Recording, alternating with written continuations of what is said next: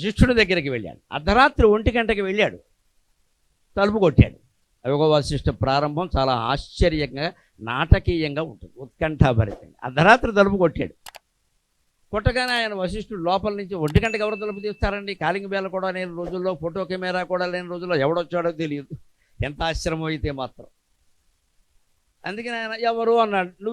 ఎవరు నువ్వు అన్నాడు ఆయన. అది తెలియకే వచ్చాను అన్నాడు రాముడు. అది కావలసి, మనం తలుపు కొడితే ఎవరు నువ్వు అంటాం కదా, మీరెవరో. అది తెలియకే వచ్చాను అన్నాడు. వెంటనే వశిష్ఠుడికి అర్థమైంది, వచ్చిన వాడు ఎవరో చాలా జిజ్ఞాస కలిగిన వాడు, ఇంత చమత్కారంగా చెబుతాడు ఏమిటి? నువ్వెవరో అంటే నేను ఫలానా వాళ్ళ అబ్బాయిని ఏదో అరవాలి కదా, అది తెలియకే వచ్చానంటాడు ఏమిటి? తలుపు తీశాడు రాముడు. ఆయన చూసి కూర్చోవయ్యాను. అప్పుడు మొదలు పెట్టాడు, ఏమిటంటే ఇదే నేనెవరో నాకు చెప్పండి అన్నాడు. ఎందుకు ఇప్పుడు నాయన, నీకు 13 ఏళ్ళు వయస్సు కదా, నాన్నగారు రాజ్యభారం కూడా అప్పగిద్దాం అనుకుంటున్నారు 2-3 ఏళ్ల తర్వాత. నువ్వు అవన్నీ ఆ విద్యలన్నీ నేర్చుకోవయ్యా, రాజు కావాలంటే చాలా విద్యలు నేర్చుకోవాలి కదా. తతస్సకల లిపి జ్ఞానం, ఎకలి దేశీయ భాషా పాండిత్యం. ఆ రోజుల్లో వంశపరంపర విధానమే ఉన్న ఎన్ని విద్యలు నేర్పాక అతన్ని రాజు చేసేవారో గమనించండి. ఇప్పటి రాజకీయాలకి అప్పటి రాజకీయాలకి తేడా తెలుస్తుంది. దశకుమార చరిత్రలో దండి చెబుతాడు, ఆనాడు యువరాజుకు నేర్పిన విద్యలు. తతస్సకల లిపి జ్ఞానం, ఎకలి దేశీయ భాషా పాండిత్యం, షడంగ సహిత వేద సముదాయ కోవిదత్వం, కావ్య నాటక ఆఖ్యానక ఆఖ్యాయిక ఇతిహాస చిత్ర కథా సహిత పురాణగణ నైపుణ్యం, కౌటిల్య కామందకీయాది నీతి పటల పాటవం, శబ్ద ధర్మ శబ్ద జ్యోతిస్తర్క మీమాంసాది సమస్త శాస్త్ర నికర చాతుర్యం, వీణాద్యశేషవాద్య దాక్ష్యం, సంగీత సాహిత్య హారిత్వం, మణిమంత్రౌషధాది మాయా ప్రపంచ చుంచుత్వం, వివిధాయుధ ప్రయోగ చణత్వం, చౌర్య దురోధరాది కపటకళా ప్రౌఢత్వం చ తత్తదాచార్యేభ్యః సమ్యజ్ఞాత్వా యౌవనేషు విలసంతం కృత్యేష్వనలసం తం కుమారనికరం నిరీక్ష మహీవల్లభ సఖ అహం శత్రుజన దుర్లభగ ఇత్యమందమానందమ వింద అంటాడు. ఖచ్చితంగా ఇన్ని విద్యలు నేర్పేవారు. 4 వేదాలు, 6 శాస్త్రాలు, కామంతకుడు మొదలైన వాళ్ళు రాసినటువంటి నీతి శాస్త్రాలు. అది కాదు, ఆశ్చర్యం చమత్కారం కూడా, శౌర్యం, దొంగతనం, పేకాట నేర్పేవారు రాజకుమారులకి. అదెందుకండి? పోలీసులకు దొంగతనం రాకపోతే దొంగలను పట్టుకోలేరు, పేకాట రాకపోతే పేకాట ఆడేవాళ్ళు పట్టుకోరు. పేకాట అంటే ఏమిటో, అది ఎలా ఉంటుందో కనీసం అందులో ఆసురాజు మదం జాకి ఉంటాయని తెలియాలి కదా, లేదా ప్యాకెట్ ఆడేవాళ్ళు అబద్ధాలు చెప్పేస్తారు. అంటే పోలీసులు కూడా ఆడాలి. మీకు ఎలా తెలిసే అనకండి, ఫ్రెండ్స్ చెప్పారు వాళ్ళు, మీకు ఫ్రెండ్స్ ఏమిటి అనకండి, అవన్నీ రహస్యాలు అంతే. తెలియాలి కదా విషయం. అంటే చౌర్యం దురోధరం, పేకాటనం, దొంగతనం కూడా నేర్పేవారు రాజకుమారులకి. అమావాస్య నాడు ముఖానికి మసి పూసుకుని వెళ్ళి దొంగతనం చేసేవారు. ఆ రోజుల్లో దొంగలు కూడా శాస్త్రీయంగా ఉండేవారు, పద్ధతిగా ఉండేవారు, ఇష్టం వచ్చినట్టు కాదు. ఇక్కడ అమావాస్య నాడు ముఖానికి మసి పూసుకుని వెళ్ళేవారు. అసలే అమావాస్య చీకటి, ఆ పైన ముఖానికి మసి పూసుకుని తమను ఎవరు గుర్తుపట్టుకోవడం. ఎట్టి పరిస్థితుల్లో మనిషిని హింసించేవారు కాదు, తప్పించుకురావడంలోనే దొంగతనం ఉందని భావించారు. మనిషిని హింసించేవారు కాదు. మెలకు వచ్చింది అంటే పారిపోయేవాళ్ళు, ఏం చేసేవారు కాదు వాళ్ళు. మెలకు వచ్చిందంటే మన తప్పే, మెలకు రాకుండా చేయాలి నువ్వు, నీ నేర్పది. అలా దొంగతనం చేసేవారు, అది కూడా నేర్పేవారు. దొంగలు పట్టుకోవాలంటే దొంగతనం తెలియాలి. ఇన్ని విద్యలు నేర్చుకున్నావు కదా అంటే, అన్నీ నేర్చుకున్నానండి వశిష్ఠ మహర్షి, కానీ ఈ విద్యల్లో ఎక్కడ నేనెవరు అనే దానికి సమాధానం లేదండి. ఇంతకాలం నేను ఏదో ఈ శరీరం, మా అమ్మ పేరు కౌసల్య, మా నాన్న దశరథ మహారాజు, నాకు 3 తమ్ముళ్ళు ఉన్నారు, ఏదో శాంతాదేవి అని ఒక అక్కయ్య ఉంది, ఇలాగే అనుకున్నానండి నేను. కానీ నేను చదువుకున్న ఉపనిషత్తులను బట్టి నాకు అది కాదు అనిపిస్తుంది. అది కాదనే తెలుస్తుంది, కానీ ఏదవునో తెలియట్లా.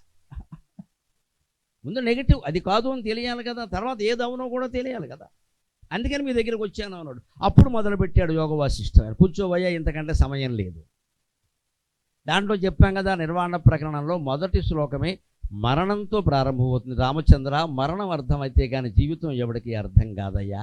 మరణం అనగానే పారిపోతారు, అశుభం అనుకుంటారు, తలుచుకోవడానికి కూడా భయపడి చచ్చిపోతారు, కానీ చచ్చిపోవడమే గొప్ప శుభం అని మనిషికి అర్థం కాదయ్యా. అసలు మనిషికి భగవంతుడు ఇచ్చినటువంటి వరం ఏదైనా ఉంటే మరణం. రామచంద్ర, నువ్వు నమ్మినా మంచిదే, నమ్మకపోయినా మంచిది. ఈ సమస్త బాధల నుంచి, ఈ దుఃఖాల నుంచి, ఈ బంధాల నుంచి, ఈ అప్పుల నుంచి, ఈ ఆస్తుల నుంచి, ఈ తాపత్రయాల నుంచి, ఈ సమస్తం నుంచి విముక్తి కలిగించేది, మన ప్రయత్నమే లేకుండా విముక్తి కలిగించేది మరణం. నా దృష్టిలో మనిషికి భగవంతుడు ఇచ్చిన వరం మరణం. మరణానికి భయపడకూడదు, మరణానికి స్వాగతం పలకాలి.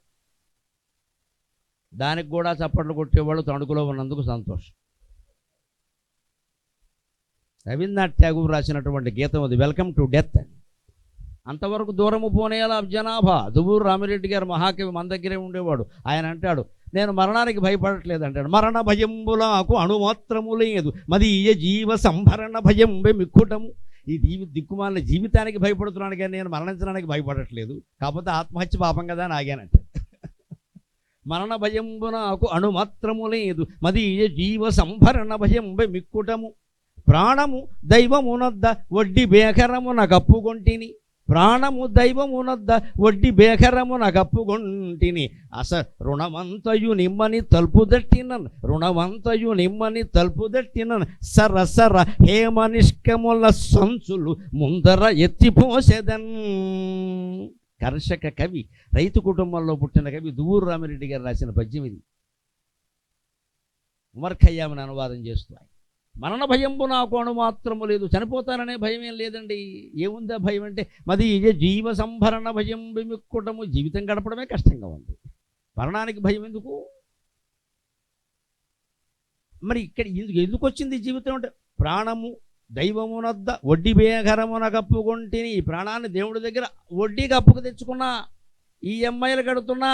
ఈఎంఐలే రోగాలు, షుగరు, బీపీ, రక్తపోటు, గుండెపోటు, ఇవన్నీ ఈఎంఐలమ్మా. దేహం అనేటువంటి ఇంట్లో భగవంతుడికి చెల్లించేటువంటి అద్దె ఏమిటంటే రోగాలు.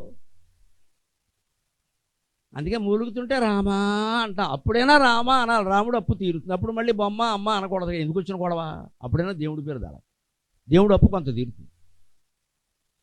నేను చెప్పానా పుట్టద్దని అంటాడా? బోర్డు గ్రంథాలు చదివావా, ప్రవచనాలు విన్నావా, వాసనలు బాగా పెంచుకున్నావు, అందుకే పుట్టావు. వాసనలు పెంచుకోకపోతే జన్మ లేదండి. వాసనలు అంటే పుష్పం వాసన, పుష్పం ఎక్కడో ఉన్నా మనకు వాసన వస్తుంది. మురికి వాసన, మురికి దూరంగా ఉన్నా మనకు వాసన వస్తుంది. అలాగే మనం ఈ జన్మని వదిలిపెట్టిన వాసనలు కూడా ఉంటాయి. మా మానవాడికి ఇంకా పెళ్ళవలేదు, మా అబ్బాయి ఇంకా సొంత ఇల్లు కట్ట, నీకు ఎందుకు ఆ గొడవ, పైకి పోయావు కదా. అందుకని వీడు ఏం చేస్తాడు, వీళ్ళ అబ్బాయి సొంత ఇల్లు కడతాడు. వీళ్ళు ఇల్లు కట్టడం చాలా తేలిక, 95% లోనేగా. వీడు కట్టేదేముంది ఇక్కడ, సమాధి బ్యాంకు వాడే కడుతున్నాడు. వీడు కట్టేదల్లా ఈఎంఐ. ఇల్లు కట్టాడు, ఈఎంఐ కడతాడు. అందుకే మా అబ్బాయి ఇల్లు కట్టలా, మా అబ్బాయి ఇల్లు కట్టలని 70 ఏళ్ళ వాడు ఏడుస్తూ పోతాడు కదా. నేను కట్టలేకపోయిన వాడైనా కడతాడు అనుకున్నా. వీడు పోతాడు, పోయేమవుతాడు తెలుసా, ఆ ఇంటి ముందు కుక్కలా పడతాడు. కర్మది. ఎందుకంటే ఇల్లు అని ఏడిచి, ఆ పెద్ద కొడుకు తెలియదు వీడికి తండ్రిని. వాడికి మొత్తం మెడకో తాడు కట్టి అక్కడ పెడతాడు. వాడు బయటికి పోతాడు, వీడి కాపలా ఉంటాడు. ఎందుకంటే వీడు ఇల్లేని ఏడిచాడు, వాడు తండ్రిని ఏడవలేదు. ఇదే వాసన, ప్రత్యక్ష నిదర్శనం. అంటే మనిషి పోయే సమయానికి ఏ వాసన ఉండకూడదు అంటే ఏం చేయాలి? అదే శ్లోకంతో ప్రారంభిస్తున్నాడు నిర్వాణ ప్రకరణాన్ని వశిష్ఠ మహర్షి. శ్రూయతే మరణాయైవ చిద్బోధ పరివర్జితం, శ్రూయతే మరణాయైవ చిద్బోధ పరివర్జితం, ఫలభోగో హియో మూఢాత్ తదరణ్యతరోరివ, ఫలభోగో హియో మూఢాత్ తదరణ్యతరోరివ. గొప్ప శ్లోకాలు ఉంటాయండి యోగ వాసిష్టంలో. ఆశ్చర్యం ఏమిటంటే, మొన్నటి వరకు మనని పీడించి వెళ్ళిన కరోనా వ్యాధి రహస్యం ఈ శ్లోకంలో. మనం ప్రాచీన గ్రంథాలు ఏవి చదవలేదు, అందుకే జాగ్రత్త పడాల. కరోనా వ్యాధి రహస్యం ఈ శ్లోకంలో ఉంది. ఒక ఉపమానం చెబుతున్నాడు మానవ జీవితానికి. శ్రూయతే, వేదం ఒక మాట చెబుతోందయ్యా, వేదాన్ని శృతి అంటారు. అంచేత శ్రూయతి అంటే వినబడుతోంది అంటే వేదంలో చెప్పారే. మరణాయైవ చిద్భోగ పరివర్జితం, ఆత్మజ్ఞానము లేనివాడు యొక్క జన్మ మరణానికి తప్పితే ఎందుకు పనికిరాదు అన్నాడు. మరణాయ ఏవ మరణాయైవ. చిద్భోగము అంటే ఆత్మజ్ఞానం, చిత్ అంటారు. చిదేకరసరూపిణి చితిస్తత్పదలక్ష్యార్థ, చిదేకరసరూపిణి, అందులో చితికి చిత్ అనే పదాలకి ఇదే అర్థం. చిన్మయి పరమానంద చిత్కళ.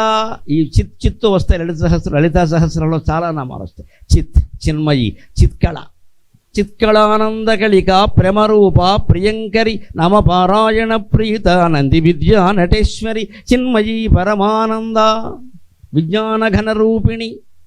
ఈ చిన్మయి, చిత్కళ, చితి తత్పద లక్ష్యార్థ.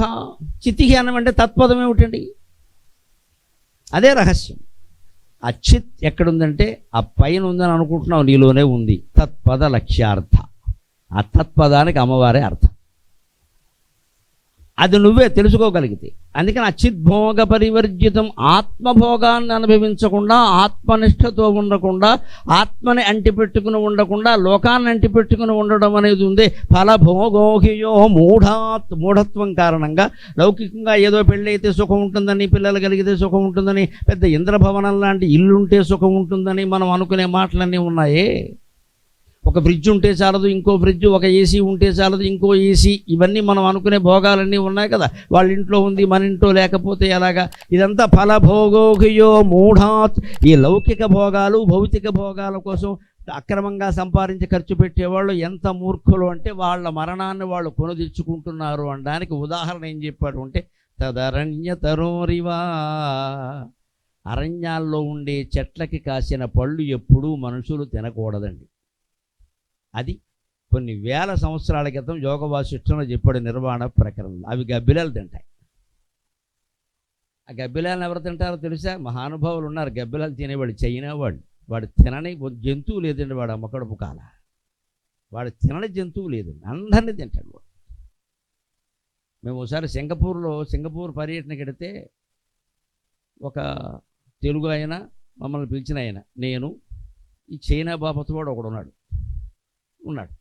అక్కడ చైనీస్, సింగపూర్లో చైనా వాళ్ళు ఎక్కువ, చైనీస్ రెస్టారెంట్ అని ఉంది. నేను సరదా కన్నాను, వెరైటీ అందులోకి వెడదామా అన్నాను. అయ్యి బాబు అక్కడ పాములు పాయసం అండి, కప్ప కాళ్ళు వేపుడండి అన్నారు. అయ్యో, పాములు పాయసమా, కప్ప కాళ్ళు వేపుడా? బాబోయ్, వినడానికి భయంకరంగా. అంటే వాడికి చైనా వాడికి అవకాశం వచ్చింది కదా, వాళ్ళ దేశంలో ఏం తింటారో చెప్పేస్తున్నాడు వాడు. కొంచెం తెలుగు కూడా వచ్చి వాడికి, అందుకని చెప్పేస్తున్నాడు. వాడు చివరికి ఏం తెలిచారంటే, ఒక 5 నిమిషాలు మాట్లాడాక, మేము వీపు ఆకాశానికి చూపించే ప్రతి జీవిని తింటామండి, మాకు అభ్యంతరం ఏం లేదా. ఈలోపు అనుకోకుండా నాతో మాట్లాడుతున్న తెలుగు పెద్ద మనిషి ఉన్నాడే, ఆయన జేబులో దేనికో డబ్బులు తీస్తే చిల్లర డబ్బులు కింద పడ్డాయి. అవి తీసుకుందుకు ఆయన వంగాడు. నేను వెంటనే అన్నాను, వంగగయ్యా బాబు, వీడు తినేస్తాడు అన్నాను. ఏమిటా సిద్ధాంతం? వీపు ఆకాశానికి చూపించే ప్రతి జీవిని, అంటే వీపు ఆకాశానికి చూపించిన జంతువే ఉంటుందండి. ఇంత అసహ్యకరమైన తిండి తింటారు కాబట్టే అక్కడ పుట్టింది కరోనా. నిన్నగాక మొన్న పత్రికల్లో చూసి ఆ వెధవలు కందిరీగలను తింటారట.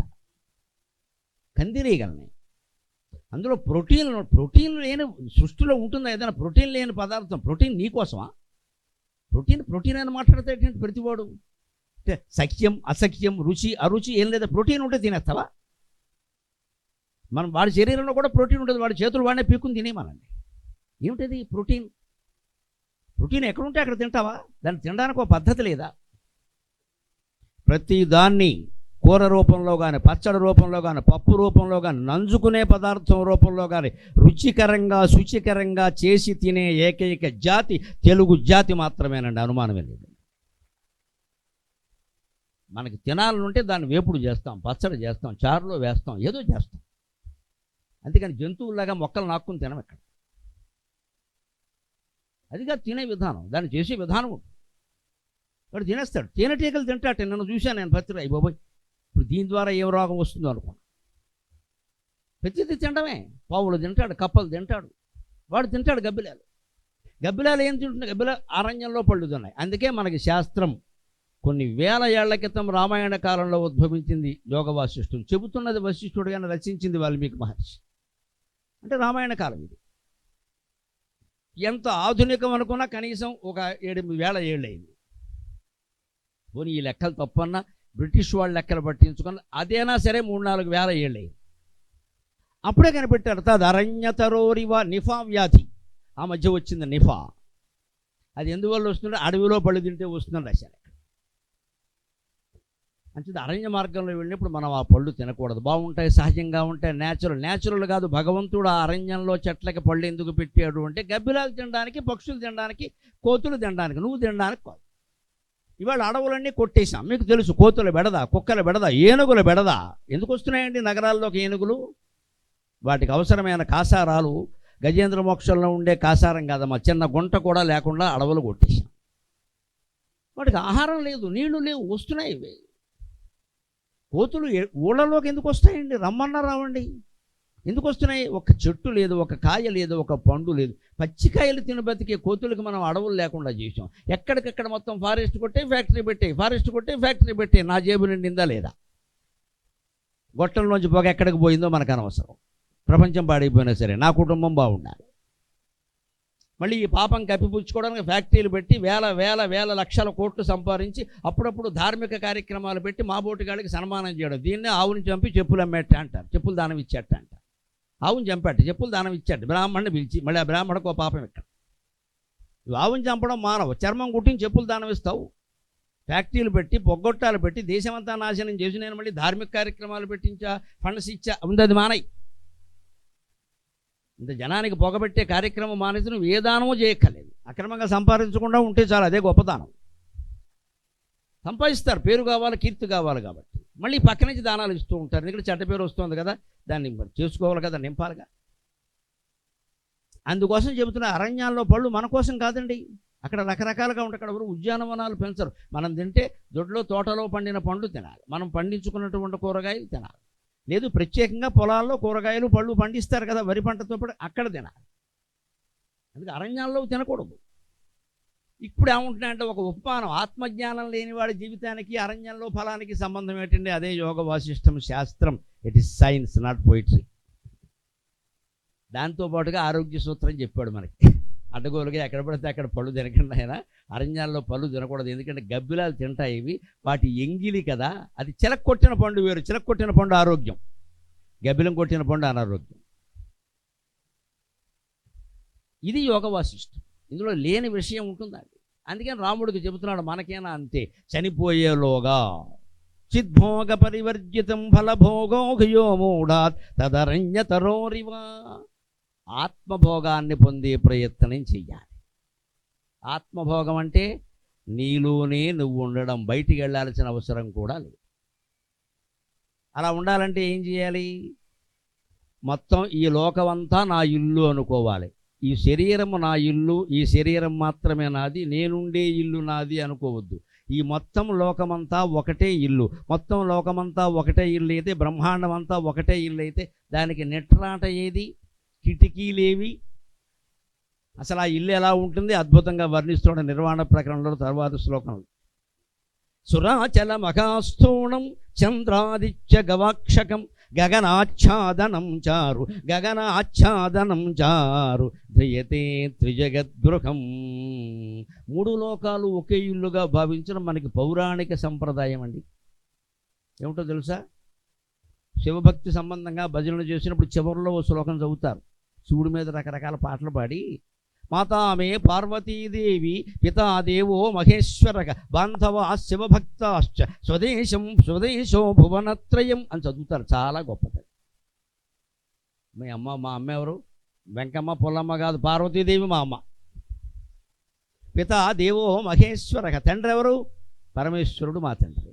ఇందులో కాదని అనగలవా?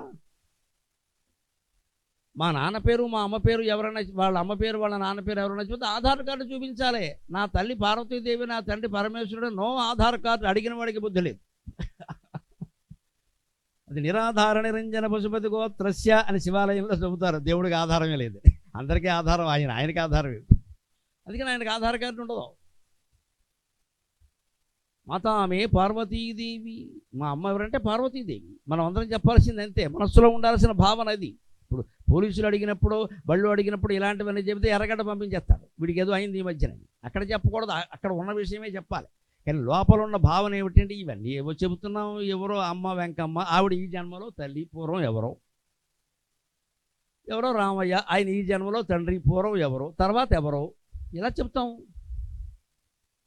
అందుకని మాతామే పార్వతీదేవి, నా తల్లి పార్వతీదేవి. పితాదేవో మహేశ్వరక, తండ్రి పరమేశ్వరుడు. మరి నీకు బంధువులు ఎవరయ్యా? మేనమామ, మేనల్లు, తోడుళ్ళు కాదు. బాంధవ శివభక్తాశ్చ, ఎవడు భగవద్భక్తుడైతే వాడు నాకు బంధువు. భగవంతుడికి వ్యతిరేక, నాకు వ్యతిరేక. ఇంతేనండి బంధుత్వం. మరి నీ ఇల్లు ఎక్కడయ్యా? స్వదేశో భువనత్రయం, మూడు లోకాలు నా ఇల్లే. స్వర్గలోకం, మర్త్యలోకం, పాతాళలోకం, మూడు నావే. ఎవరు కాదంటారు? అలా భావిస్తేనే స్వార్థం తగ్గుతుందండి. అలా భావించడానికే 3 రోజుల ప్రవచనం అమ్మ. 3 రోజుల ప్రవచనం తర్వాత మీ మనస్సులు సంకుచితమైన భావాల నుంచి విశాలమైన భావానికి ఎదగలిగితే ఈ జీవుడికి మీరు ఇచ్చే దక్షిణ అదే. మీ నుంచి నేను కోరేది అది. ఇంట్లో తగాదాలు తగ్గిపోవాలి, బయట తగాదాలు తగ్గిపోవాలి. ఎక్కడెక్కడ ప్రశాంతత రాజ్యమేలా. పైడి పర్రు అంటే అర్థం తెలుసా? పైడి అంటే పసిడండి, బంగారం. నిజంగా ఈ గ్రామం బంగారు నగరంగానే అభివృద్ధి చెందాలి. పైడి తల్లి, పైడితే అదేదో మామూలు పేరు కదా, పైడి, పసిడి అనే మాట పైడిగా మారిందండి. పైడి అంటే బంగారం, పర్రు అంటే ఒక కాలువ, బంగారం కాలువలా ప్రవహించేటువంటి పేరు పెట్టుకున్నాం ఈ ఊరికి. మరి మన మనస్సు బంగారం కావద్దా? అవ్వాలంటే ఎలా ఉండాలట? ఈ 3 లోకాలు కలిపి ఒకటే ఇల్లు. జయతే త్రిజగద్గృహం. 3 లోకాలు కలిపిన ఇంట్లో నేను ఉంటున్నాను. నేను ఒక అపార్ట్మెంట్లో ఉండలేదు, ఒక విల్లాలో ఉండలేదు, ఒక పెంకుటిల్లో ఉండలేదు, ఒక పూరి గుడిసెలో కూడా నేను ఉండలేదు. ఎక్కడున్న వాళ్ళైనా ఇది భావించవచ్చు. 3 లోకాలు కలిపిన ఇంట్లో నేను ఉంటున్నాను. మరి 3 లోకాల ఇల్లు బాగానే ఉందయ్యా, దానికి పూర్వం ఇల్లు కడితే ఏం చేసేవారని ఇప్పుడు కట్టుబడులు నిర్మాణాలు మారాయి. ఈ పద్ధతి వేరే. ఇప్పుడు పూర్వం ఏం చేస్తారు? నిట్రాట, మూలస్తంభం వేసేవారు ముందు, మధ్యలో నిట్రాట అనేవారు. ఎవడన్నా జీవితంలో నిలబడితే నెట్రాడ్లో నిలబడ్డాడు రా అనేవారు. అది మూలస్తంభం. ఇప్పటికీ భాషలో వాడతారు. సాహిత్యానికి ఆయన మూలస్తంభం, సంగీతానికి ఆయన మూలస్తంభం, ఈ ఊరికి ఆయన మూలస్తంభం. మూలస్తంభం కూడా నిట్రాట. చుట్టుగుడిసి వేస్తే ఇప్పటికే ఎంత బిల్డింగ్ కట్టినా చుట్టుగుడిసి ఒకటి వేస్తారండి, దానికి నిట్రాట వేస్తారు మధ్యలో. ఇలా మొత్తం 14 లోకాలు ఉండే బ్రహ్మాండానికి నిట్రాట ఏదంటే సురాచల మహాస్థూణం. దేవతల పర్వతం, మేరు పర్వతం, దేవతలు సంచరించేది. సూర్యుడు, చంద్రుడు, గ్రహాలన్నీ దేని చుట్టూ తిరుగుతాయంటే మేరు పర్వతం చుట్టూ తిరుగుతాయి. మేరు పర్వతం అంటే భూమికి సంబంధించినంత వరకు భూమధ్య రేఖ ప్రాంతం. దాన్ని చెలించదు, ధైర్యానికి ప్రతీక అంటారు. చెలించదు అంటే అదేదో పర్వతం ఆకారం అని కాదు, అక్కడ అది ఎప్పుడూ స్థిరంగానే ఉండదు. భూమధ్య రేఖ స్థిరంగా ఉండదా? మొత్తం బ్రహ్మాండానికి కూడా ఒక భూమధ్య రేఖ ఉంది. మనకి ఉండే భూమధ్య రేఖ ముందే ఉగాండా ప్రాంతం నుంచి ఇలా పెడుతూ ఉంటుంది. అక్కడ చూపిస్తారు, ఉగాండా దేశం పెడితే ఇది భూమధ్య రేఖ అండి అంటారు. ఎంత విచిత్రంగా ఉంటుందంటే ఆ భూమధ్య రేఖ అని వాళ్ళు చూపించేదానికి అవతల ఉంటే మన బరువు వేరుగా ఉంటుంది, యువతల ఉంటే మన బరువు వేరుగా ఉంటుంది.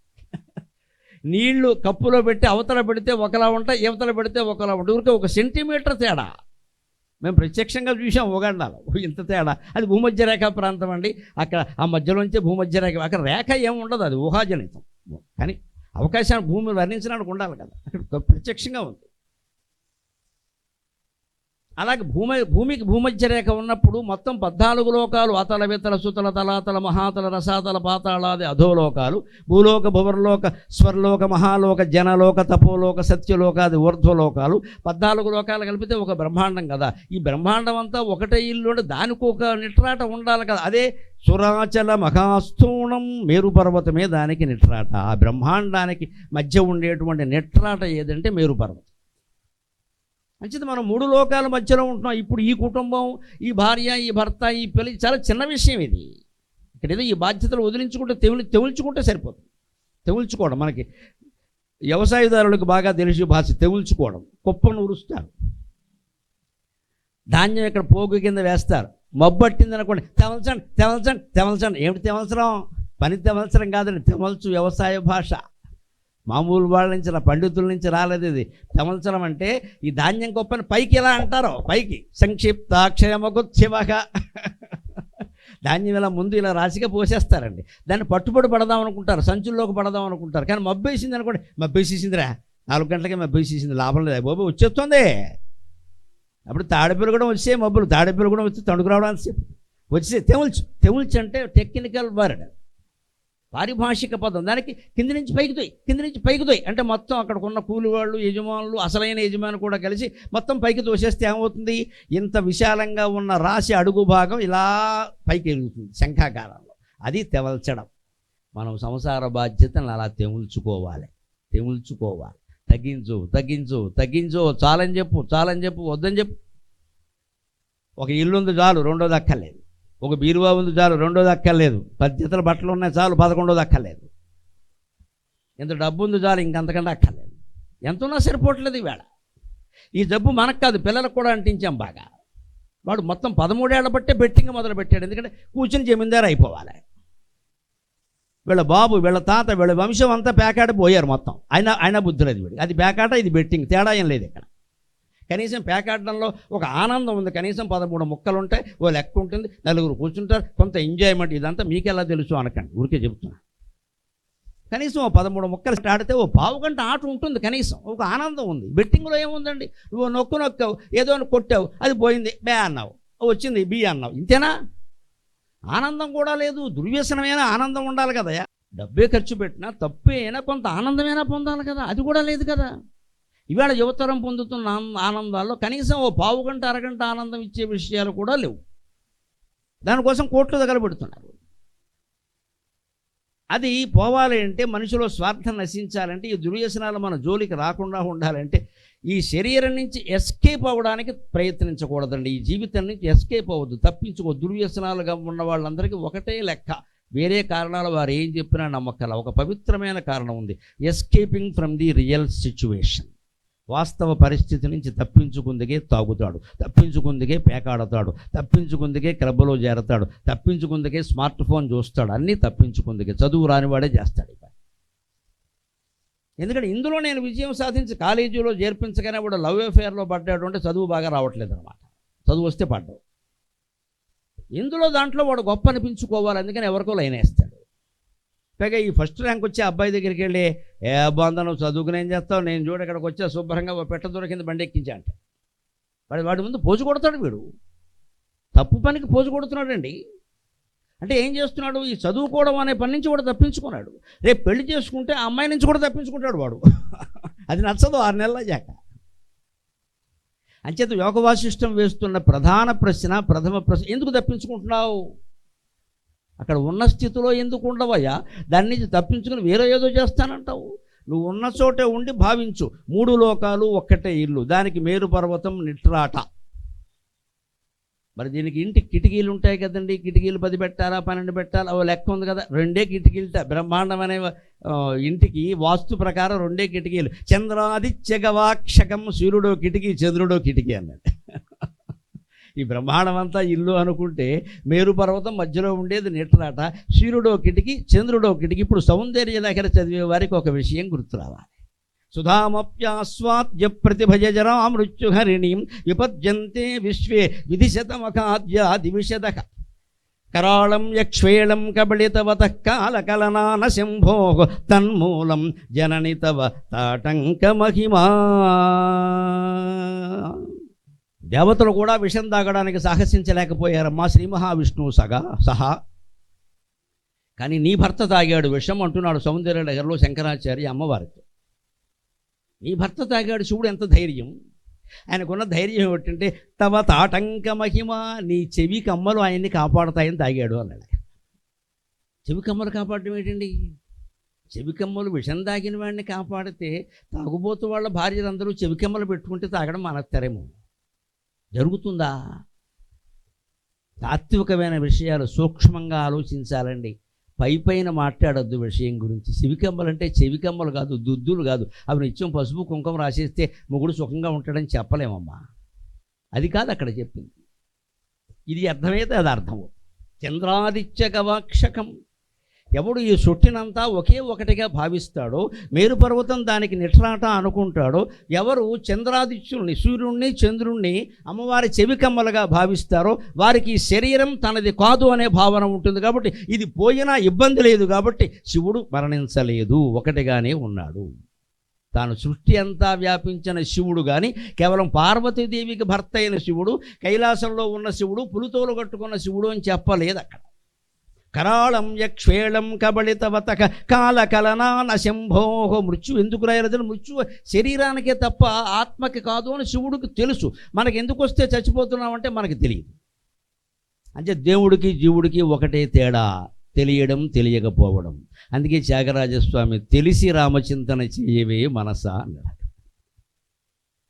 తెలియకుండా భజనలు చేసినా పాటలు పాడినా ఎన్ని పారాయణలు చేసినా ఏమీ ఉపయోగం లేదండి. ఎన్ని పారాయణల సంఖ్య పెంచుకోవడానికి నేను 1,00,000 చేశా, 1,00,000 చేశా, నైవేద్యాలు పెట్టా అని చెప్పుకోవడానికి పనికొస్తుంది.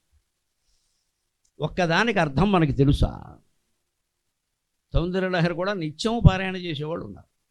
100 చదివేశాం ఇది మళ్ళీ మొత్తం 5 చదవాలో సతంతు, ఇన్ని భేదాలు ఎక్కడ? అమ్మవారికి ఆ భేదం ఉంటుందా? సతంతు వితంతు ఉంటుంది. నువ్వు చదివావా చదవలేదా అప్పచెప్పావా లేదా అది కూడా పెద్ద విషయం కాదండి. ఆవిడ తాటంకాలు ఈయన కాపాడు. ఆవిడ తాటంకాలు ఏమిటండి? సూర్యచంద్రులు ఎక్కడుందా విషయం? లలితా సహస్రంలో ఉందా లేదా? తాటంక యుగళీభూత తపనోడుపమండల. అమ్మవారి తాటంకాలు ఏమిటంటే దుద్దులు కావు, స్వర్ణకారులు చేసిన బంగారపు దుద్దులు, దాని మధ్యలో వజ్రం పొగ, అది ఆ బోడు దుద్దులు మనకున్నాయి. ఆవిడకి ఎందుకు? ఆవిడ దుద్దులు ఏమిటి అంటే తాటంక యుగళీభూత, రెండు తాటంకాలుగా మారాయట. ఏమిటివి?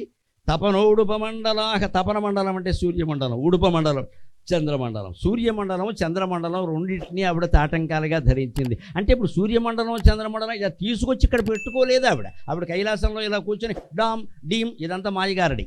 అది కాదు, ఆవిడే విశ్వమంతా అయింది.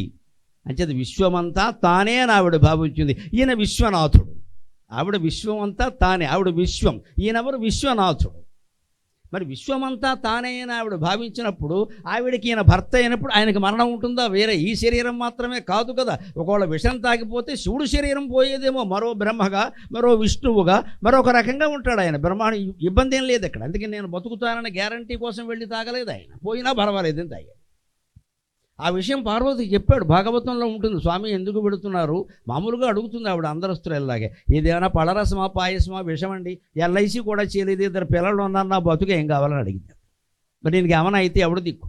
ఆయన ఏం చెప్పాడండి? పరహితమే పరమధర్మము, పరహితునకు ఎదురులేదు పర్వేందుముఖి, పరహితముఖం ఒరునెవ్వడు పరమహితుండగును భూత పంచకమునకు. ఇది భాగవతంలో చెప్పిన సమాధానం. అంతేగాని నేను నీ భర్తను కాబట్టి, నీ తాటంకాలు గొప్పవి కాబట్టి, నీ మహిమలను రక్షిస్తుంది కాబట్టి నేను తాగానంటే అది ముందే ఫిక్స్, మ్యాచ్ ఫిక్సింగ్ అంటారు. గ్యారంటీగా బతుకుతానన్న నమ్మకంతో తాగాడు. అదైతే మనము తాగుతాం. ఆ నమ్మకంతో తాగలేదు, అది పోవడానికి సిద్ధపడ్డాడు. ఏమనుకున్నాడు ఆయన? పరహితము కోరినవ్వడు, పరోపకారం కోసం బతికేవాడు ఉంటాడే. పరోపకారార్థం ఇదం శరీరం అని. నా శరీరం పోయినా పర్వాలా, 10 మంది బాగుంటే నాకు అంతే చాలు అనుకునేవాడు ఉంటాడే, వాడు పరమహితుండగును భూత పంచకమునకును. పృథివీ తేజో వాయువు ఆకాశాలు 5ంటికి ఆయన ప్రేమికుడు అవుతాడు. గొప్ప లవర్, గొప్ప ప్రేమికుడు అవుతాడు. పరహితమే పరమ ధర్మం, ఇతరుల మేలు కోరడమే ధర్మం, అందుకోసమే జీవితం. అంచేత పరహితునకు ఎదురు లేదు పర్వేందుముఖి అని. పరహితం కోరేవాడికి ఎదురెందుకు ఉంటుంది? వాడు మృత్యువుకు కూడా భయపడ్డు. మరి అలా భయపడకుండా ఉండబట్టే కదండి ఒక భగత్ సింగ్, ఒక రాజదేవ్, ఒక రాజగురు, ఒక సుఖదేవ్ 21 ఏళ్ల వయస్సులో నిర్నిమిత్తంగా ప్రాణాలు వదిలేశారు దేశం కోసం. మహానుభావుడు సుభాష్ చంద్రబోస్ ఎందుకు ప్రాణాలు వదిలేశారండి? చంద్రశేఖర్ ఆజాద్ ఎందుకు ప్రాణాలు వదిలేశారు? అంత దూరము పోనేలా అబ్జనాభా. నిన్న కాక మనం అల్లూరి జిల్లాని పెట్టుకున్నాం కదా, మన సీతారామరాజు ఎందుకు 28 ఏళ్లకి ప్రాణత్యాగం చేశాడండి? ఆయన శివుడు, రాజగురు శివుడు, సుఖదేవ్ శివుడు, భగత్ సింగ్ శివుడు. వాళ్ళందరూ శివలు, మనం శవాలం కింద లెక్క. వాళ్ళది శివత్వం, మంది శవత్వం. దేశం కోసం, ధర్మం కోసం ఏమీ చెయ్యం. నా వ్యాపారం బాగుండాలి, నా ఉద్యోగం బాగుండాలి, నేనేం చేస్తే అది బాగుండాలి, వీలైతే మిగిలిన వాళ్ళందరూ మట్టే పోవాలి. అంచేత మంది శవత్వం, వాళ్ళది శివత్వం. లేకపోతే 28 ఏళ్ళకి ఎందుకు త్యాగం చేస్తారండి అల్లూరి సీతారామరాజు? ఆయన ఒకరు చూసుకుని పెళ్లి చేసుకోలేడా? ఎవరు వద్దన్నారు? పైగా ఎక్కడ చేశాడు? ఎక్కడో మన్యం వెళ్ళి ఏదో వాళ్ళకి విల్లు పట్టుకోవడం కూడా సరిగ్గా చేత కానీ వాళ్ళని కూడా పెట్టుకో 10 మందినో 25 మందినో బ్రిటిష్ వాళ్ళతో పోరాటం ఏంటిది? కొండతో పొట్టేలు ఢీకొన్నట్టు నెగ్గగలడా? చచ్చిపోయాడు కదా అన్యాయంగా. తెలియదు ఆయనకి ఎందుకు చేశాడు? పోనీ తాటంకయుగళీభూత తపనోడుపమండల. నాకు కొండ ప్రాంతం వారైనా, గిరిజనుడైనా, హరిజనుడైనా ఎవరైనా ఒకటే, అంతా ఒకటే. నా శరీరం నేను అనుకోవడం లేదు. స్వదేశో భువనత్రయం సురాచల మహాస్థూణం చంద్రాదిత్య గవాక్షకం గగనాచ్ఛాదనం చారు త్రియతే త్రిజగద్గృహం. ఇది అల్లూరి సీతారామరాజు భావం. మేరు పర్వతమే ఈ బ్రహ్మాండానికి నిట్రాట, మూలస్తంభం. సూర్యుడు చంద్రుడు దీనికి కిటికీలు. అంటే విశ్వమంతా ఒక్కటే. విశ్వమంతా ఒకటే అయినప్పుడు ఏ ఒక్కరి కోసమైనా మనం త్యాగం చేయొచ్చు కదా. సంబంధం ఎందుకు ఆలోచిస్తామండి? సంబంధం ఎందుకు ఆలోచిస్తాము? ఎవరింటోన్నా ఎవరన్నా పోతే ఊరికే సానుభూతి చూపించి వస్తాం. కొంతమంది దుర్మార్గులు ఆ సానుభూతి కూడా చూపించరు. మనకి బాగా ఆప్తుల వాళ్ళ ఇంట్లో కీడు జరిగిందని నువ్వు మంగళవారం శుక్రవారం ఆలోచిస్తున్నావు సన్నాసి ఇక్కడ. అంటే వెడితే వీడికి ఏమైనా జరుగుతుందేమో, వీడికి ఏం జరగకూడదు, వాడి సంసారం నాశనం అయిపోయినా పర్వాలా. ముందు వెళ్ళి పలకరించొద్దండి వెంటనే. ఆ వెంటనే వెళ్ళమని చెప్పడానికే మన శాస్త్రంలో ఏం చెబుతారంటే 10 రోజుల్లోకి వెళ్ళండి, 10 రోజుల్లోకి వెళ్ళండి, దాటనీయకండి అంట. దాటనీయకండి ఎందుకు చెప్పారంటే ఆ 10 రోజులు దుఃఖం ఎక్కువగా ఉంటుంది. అప్పుడే వెళ్ళి నలుగురు పలకరిస్తే కాస్త వాళ్ళకి ధైర్యం. అంతేకాదు దగ్గర వాళ్ళు ముఖ్యంగా వెళ్ళాలి. ఎందుకంటే వాళ్ళు అన్నం వండుకోరు, తినలేరు. మనం వెళ్ళి వండి పెట్టాలి. ఏడవడానికైనా ఓపిక ఉండాలి కదమ్మా అని పెట్టేవారు పూర్వం. పాపం అన్నం తినకుండా అలా ఊరుకుంటే ఏం తింటామే, అన్నం కొడుకు చచ్చిపోయాడమ్మా అని ఏడుస్తుంటే ఏడవడానికైనా ఓపిక ఉండాలి కదమ్మా అని ఆవిడెవరో ముసలావిడ వచ్చి వండి పెట్టేది. ఈమె దయార్ద్రమైన సంస్కృతి, ఈమె దయార్ద్రమైన సంస్కృతిలో పుట్టి పెరిగామండి. ఎవరో పరాయి వాళ్ళ మన ఇంటికి రావడం, మనకు వండి పెట్టడమా, అన్నం కూడా వాళ్ళ ఇంట్లో పైకి ఇంట్లో వండకూడదు, ఆ ఇంట్లో వండి పట్టుకొచ్చేవారు. ఇంత ఆవకా మొక్కేసుకునైనా తినమ్మా, పోయిన వాళ్ళతో పాటు మనము పోతామా. ఎంత వేదాంతం చెప్పారండి. నా దేశంలో స్త్రీలు ప్రత్యేకం. స్త్రీలు మరి ఏం చదువుకున్నారు, ఎంటెక్క బీటెక్క, ఆ మహిళా మండలికి నమస్కారం, ఆ సంప్రదాయ స్త్రీలకి నమస్కారం.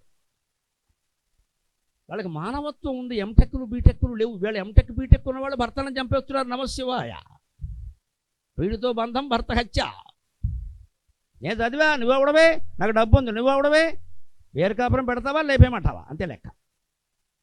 అత్తగారు ఉండాలని వీల్లేదు. అత్తగారు పరమశత్రు, ప్రథమ శత్రువు ఎవరంటే అత్తగారు. ముందు కోడలు రాగానే అత్తగారు వెళ్ళిపోవాలి. ఇంకా మావగారు ఉన్నా పర్వాలేదు, ఆయన వెర్రేళ్ళ పక్కన ఉంటాడు. అత్తగారు ఉన్నప్పుడు ఆయన వెర్రేళ్ళగే ఉన్నాడు. అందుకని వాడు పట్టించుకో. ముందు అత్తగారు వెళ్ళిపోవాలి. ఏమైపోయిందండి పరిస్థితి వేళ? ఇంత దుర్భర సమాజంలో యోగ వాసిష్టం నా దృష్టిలో ఒక నిత్యావసర వస్తువు అమ్మ. అందుకని నేను కార్యకర్తలు అడగగానే ఒప్పుకున్నాను. విశాల భావం పెరిగితే తప్ప, మూడు లోకాలు నాకు ఇల్లే అనుకుంటే తప్ప, ఈ అపార్ట్మెంట్ మీద, ఈ ఇంటి మీద ఉండే వ్యామోహం వదిలితే తప్ప మనకు దుఃఖం పోదండి. ఈ మూడు లోకాలనే ఇల్లుకి మేరు పర్వతమే నెట్లాట. చంద్రుడు సూర్యుడే కిటికీలు, వేరే వాస్తు అవసరం లేదు. విశ్వమంతా మనదే. గగనాచ్ఛాదనం, ఆకాశమే దీనికి పైన పైకప్పు. అప్పుడు నీకు పరాయి వాళ్ళు ఎవరు ఉంటారు? వేరే కులం, వేరే మతం, వేరే ప్రాంతం, ఎక్కడి నుంచి వస్తాయండి ఇవన్నీ? మూడు లోకాలు ఒకటే అన్నాక, మూడు లోకాలు అవతల ఎవడైనా ఉంటే చెప్పు, వాడు పరాయి వాడు. అంత విశాల భావాన్ని పెంపొందిస్తుంది.